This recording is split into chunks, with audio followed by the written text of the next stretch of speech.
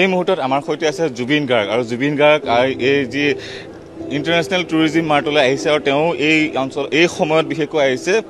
খুব পুৱাই পুৱাই জুবিন গাৰ্গক আজি দেখিবলৈ পাইছোঁ কিছু কথা পাতিম দাদা কেনেকুৱা লাগিছে ইয়াত টুৰিজিম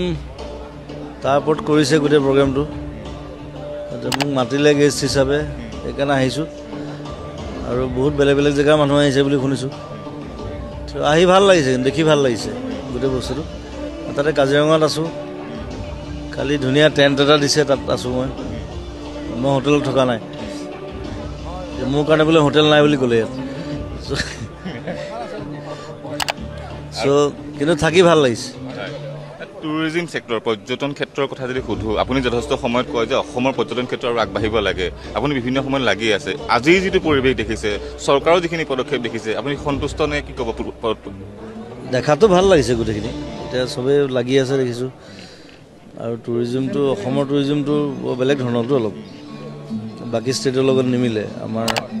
যিখিনি বস্তু আছে চ' আগবাঢ়ি যোৱাটো বিচাৰোঁ সেইটোৱে বিচাৰোঁ আৰু এনেকৈ আৰু কাম হওক ভাল ভাল কাম হওক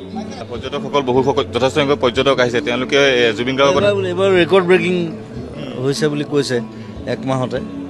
চ' সেইটো এটা ভাল লক্ষণ আমাৰ কাৰণে চ' আৰু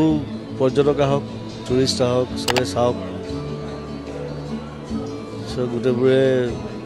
যেতিয়া আহিব চব মানুহ বাহিৰৰ মানুহ তেতিয়া আমাৰ ষ্টেটখনৰ এটা উন্নতি হয় ভাল হয় চবৰে আৰু আমি আৰু ভাল ভাল কাম কৰিব পাৰিম এটা মই প্ৰশ্ন কৰিছোঁ আগতো আপুনি বহু সময় কাজিৰঙা আশে পাশে থাকিছে অহা যোৱা কৰি আছে এতিয়া শেহতীয়াকৈ কাজিৰঙা দেখিবলৈ পাই যে প্ৰত্যেকৰ ঘৰে ঘৰে হোমষ্টে বা ৰেষ্টুৰাঁ বা এনেকুৱা বিভিন্ন পৰ্যটন ক্ষেত্ৰ ইয়াত গঢ়ি উঠিছে কিন্তু ঘৰে ঘৰে হৈছে এটা পৰ্যায়লৈ গুচি গৈছে সেইটো এটা ভাল কথা সেইটো মানে কি সেইটো মই যেতিয়া প্ৰথম মই আজি 15 বছৰ আগৰ কথা কৈ আছোঁ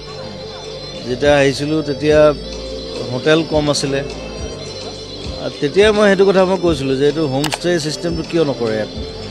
যিটো বাহিৰৰ দেশত মই দেখিছোঁ চ' এতিয়া এইটো হৈছে সেইটো বৰ ডাঙৰ কথা এইটো বঢ়িয়া কথা এইটো